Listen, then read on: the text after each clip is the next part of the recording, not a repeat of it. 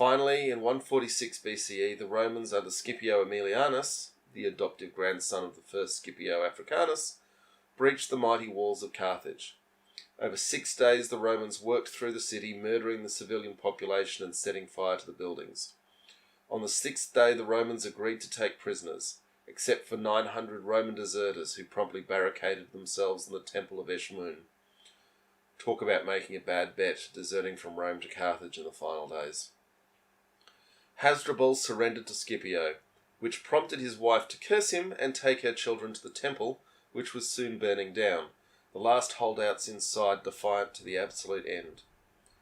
Carthage would be deserted until 29 BCE, when Augustus re-established a Roman city on the site, which was too good to leave vacant.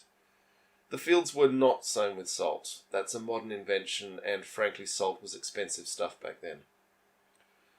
So passed a mighty empire of traders and craftsmen. Their literature was utterly obliterated. 50,000 survivors were taken as slaves.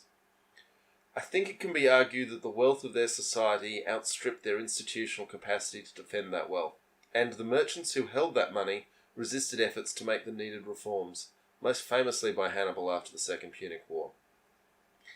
In the end, they allowed themselves to be both too threatening to Rome to ignore, and also a very wealthy prize to be taken.